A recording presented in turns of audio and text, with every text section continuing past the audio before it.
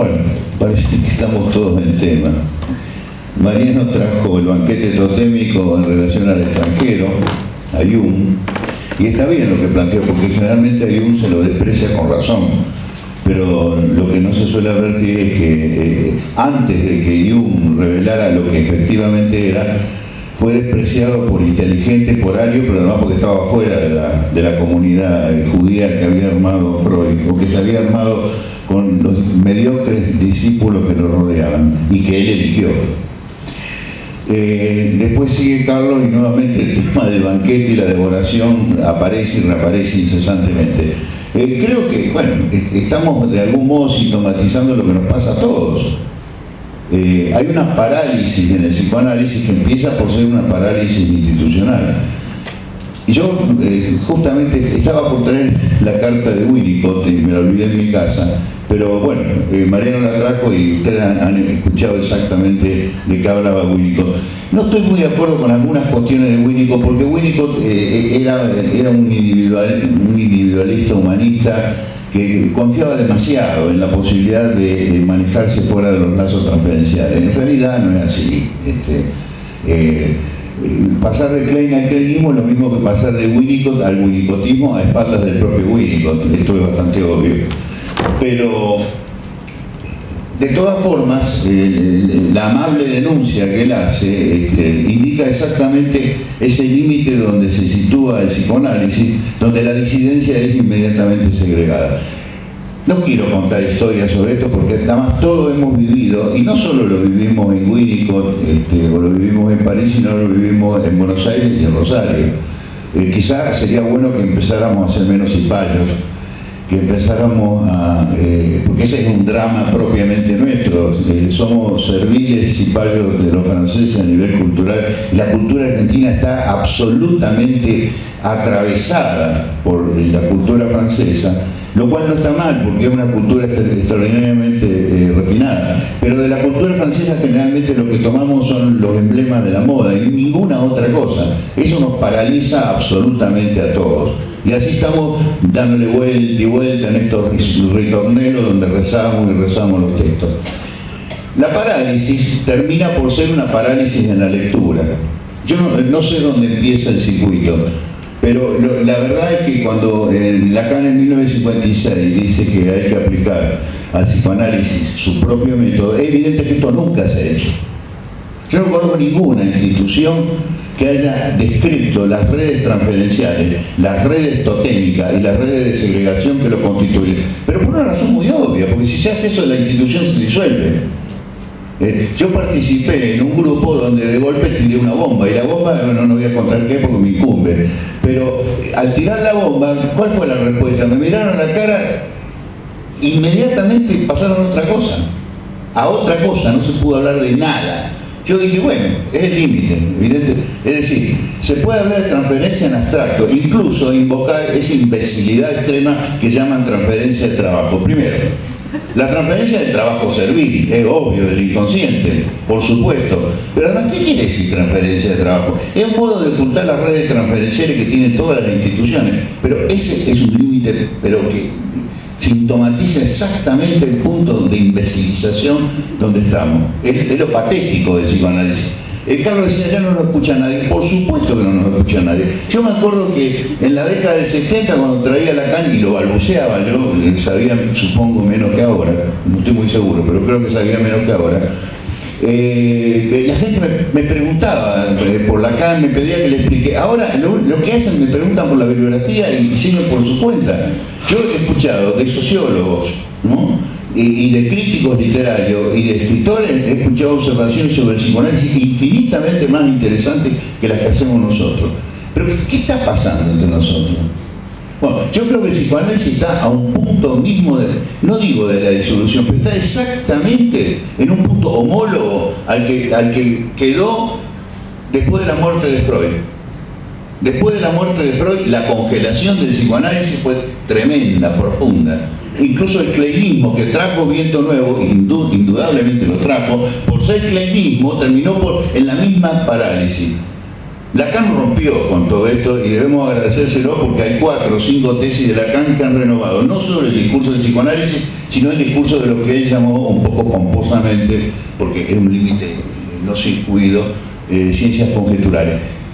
De todos modos, una vez que uno llega acá, ¿qué tiene que hacer? Bueno, hay una cuestión muy simple. Me acuerdo un amigo, me decía, mirá, yo estudio, no importa que estudie, Kant, Hegel, lo que fuere, veo muchos problemas en Kant y Hegel y hay cosas irresueltas. ¿Usted qué ven de irresuelto en Lacan? Y yo digo, nada. ¿Hay algún problema en Lacan? Todas las tesis de Lacan son exactamente justas, perfectas, adecuadas. ¿Qué pasa? Que transferimos literalmente la transferencia salvaje hace que cuando algo no lo entendemos es porque efectivamente no hemos llegado a la grandeza, a la profunda grandeza del pozo lacaniano. Es así. A veces lo que ocurre, y me he dado de la cabeza contra la pared, es que no se trata de que sea un pozo insondable, sino que hay un lugar donde Lacan se ha entrampado completamente. Les voy a dar un ejemplo. Yo tengo una lista larga, porque en todo mi trabajo procuro incidir sobre los límites de algunas concepciones de Lacan que son evidentemente un problema límite y que yo no pido que estén de acuerdo conmigo, sino pido que discutamos, pero siempre pasa lo mismo, salvo muy poca gente me ponen la cara de nada y pasan a otra cosa, porque eso no se puede tocar, es intocable. El ejemplo es muy sencillo. Ustedes recordarán que hay un video de Lacan donde la periodista lo interroga y le dice, ¿y sobre la libertad? Lacan, con su pucho, la mira, sonríe y dice, yo nunca hablé de la libertad. No es cierto que no haya hablado de la libertad, pero es un síntoma de Lacan. ¿Pero por qué es un síntoma de Lacan? Primero, porque Lacan diferencia el sujeto de la ciencia del sujeto responsable. Dejemos de lado lo que llama sujeto de la ciencia, que es muy cuestionable. Pero el sujeto responsable es aquel que se hace cargo, ¿no?, de sus síntomas, como decimos ahora, para no decir consciente, está advertido, porque decir está consciente es mala palabra. No, en serio, alguna vez dije, no hemos hecho consciente esto, y alguien me dijo, ¿vos sos analista? Sí. Ah, porque decís conciencia. La conciencia es mala palabra. ¿Y estar advertido qué es? ¿Me quieren explicar? Es un rodeo para no meternos donde deberíamos meternos, ¿no? Bueno, sujeto responsable, bien, pero no se puede ir mucho más allá de describir qué es la responsabilidad. Sin embargo, es momento crucial de un análisis. Porque si alguien no se hace responsable de esos síntomas, no es posible que empiece el análisis. Es lo que dice Lacan en la dirección de la cura y es la evidencia de la práctica cotidiana. Sobre la responsabilidad, lo único que podemos hacer es criticar las nociones formalistas, abstractas y vacías de la responsabilidad jurídica. Pero nosotros no tenemos ninguna, absolutamente. ¿Pero por qué? Porque el sujeto ha quedado reducido a un producto, representado por un significante para otro significante. Eso es un producto, no es una actividad.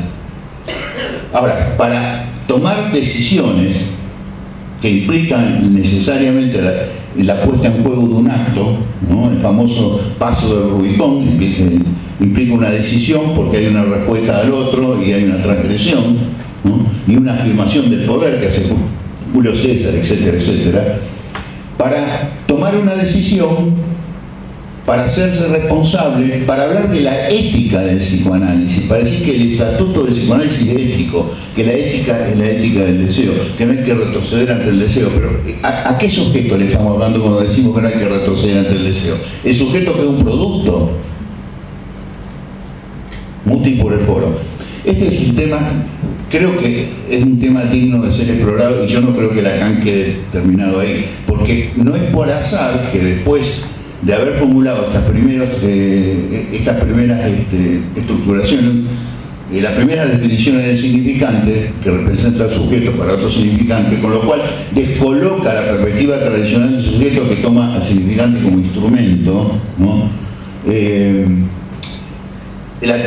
Lacan va a formular la teoría de la alienación. La teoría de la alienación es la posibilidad de pensar algo distinto, es la posibilidad de introducir un espacio de libertad. No es este lugar para definir de qué se trata, porque necesitaríamos largas confrontaciones de texto y discusiones.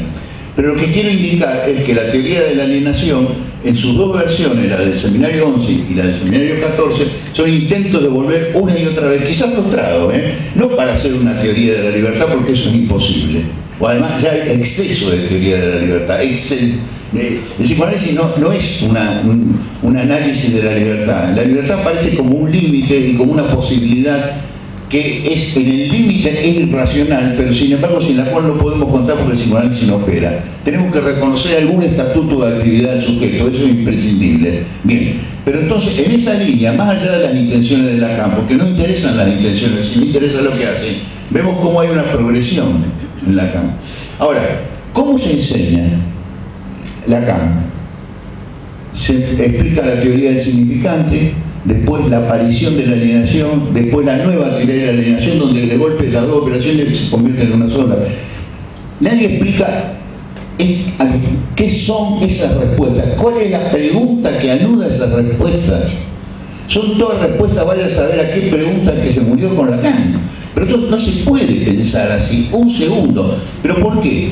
Porque hemos olvidado la primera lección que trae Lacan. Ustedes recordarán que Lacan en el seminario 20 los trató de alcahuetes, no es el término para algo semejante, a los dos autores del título de la letra, alcahuetes de otro, que no nombró que de Derrida.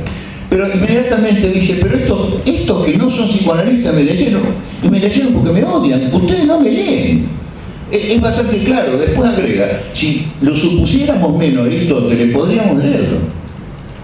Bueno, hay muchas lecturas de Aristóteles que ojalá tuviéramos algunas semejantes sobre la de Lacan. Porque leer es leer lo que no ha dicho alguien, pero le pertenece por derecho propio su decir. Es decir, ir más allá. No vamos más allá, no vamos nunca más allá. En ese momento estamos estancados.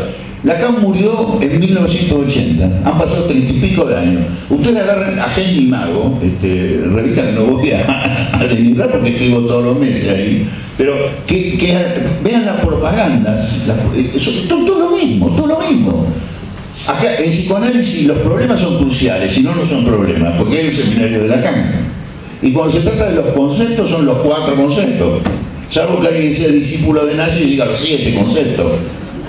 Debe haber algún tarado que inventó los 2, en realidad ni 4, ni 7, ni 2. El tema es, hay algo que pensar, porque son todas introducciones, introducción a Lacan. Ahora, ese es un circuito memorable para nosotros solos. Estamos encerrados en ese circuito, porque de afuera nos dan 5 de bola.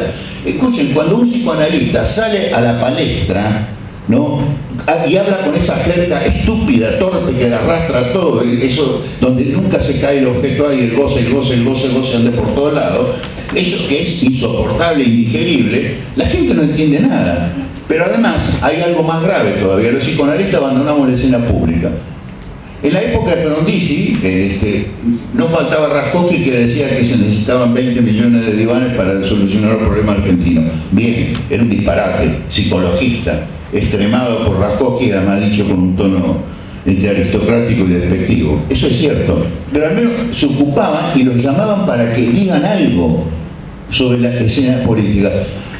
En Argentina se han aprobado una ley del matrimonio homosexual. Miren ¿ustedes conocen psicoanalistas que hayan opinado al respecto?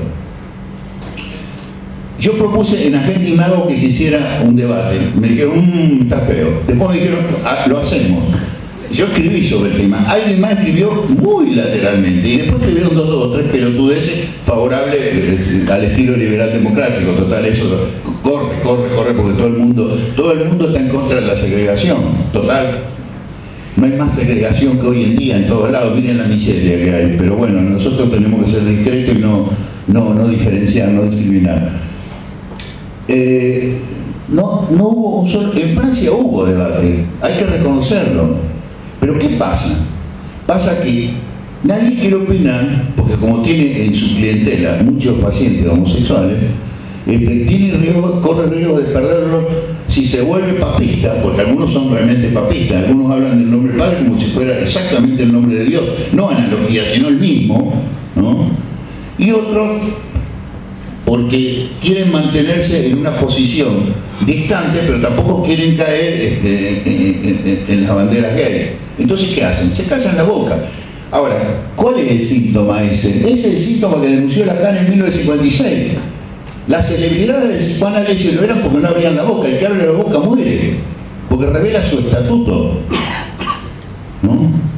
O salvo que abra la boca para decir las pelotudeces que se dicen siempre, porque se sabe bien que cuando un psicoanalista empieza a hablar, uno ya sabe todo lo que va a decir hasta la Z. Si conoce la jerga de la parroquia de la que forma parte. Esto es así, y es una cosa muy aburrida. Entonces, la propuesta de Winnicott no deja de ser interesante, pero para que la propuesta de Winnicott tenga algún valor, ¿no? Y no sea una mera ilusión demoliberal o individualista, es preciso que el psicoanálisis recupere algo que ha perdido hace tiempo. A ver, no soy una ignorante del pasado, o a lo mejor esto es una denegación, es probable que lo sea, pero de todos modos creo que tengo razón. Cuando el psicoanálisis apareció en la escena pública argentina a fines de la década del 60, lo trajeron de afuera. Bueno, alguien dijo que lo trajo el Martín Fierro, por eso de escuche, ¿no? Ya murió, no lo voy a cargar más. Pobre. Pero no, el que lo trajo fue Mazota, es obvio, que vino de otro lado. Y recuerdan ustedes, no sé si, bueno, yo soy mucho más viejo que la mayoría de ustedes, pero en aquella época era un escándalo. Incluso a mí me llamaron para que hable de Lacan simplemente como información filosófica. Y yo decía, sí, esto me resulta muy familiar, pero también muy extraño. Me metí ahí porque después de haber leído la fenomenología del espíritu, nada puede arredrarlo a uno. Eso es mucho más complicado todavía que Lacan.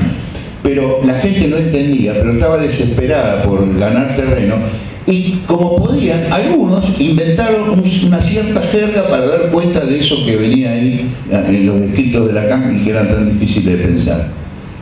Pero el lenguaje era todavía diverso, y alguna de esa gente que todavía está en actividad, entre los que me cuento, tenemos mucha divergencia y mucho acercamiento. Es decir, todavía tenemos un resto de lenguaje personal por nuestra historia, pero después todo terminó en una especie de tabicación y de codificación perfecta. Acá se habla exactamente como habla el jefe de tribu, de la tribu que sea.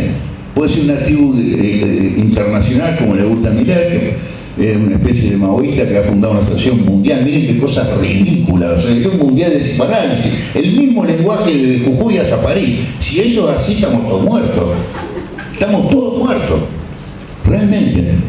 Se ha hecho un congreso, estuve participando ahí en los laterales, digamos, en Buenos Aires, se presentaron 6.000 trabajos, me encontraron. ¿De qué mierda hablan?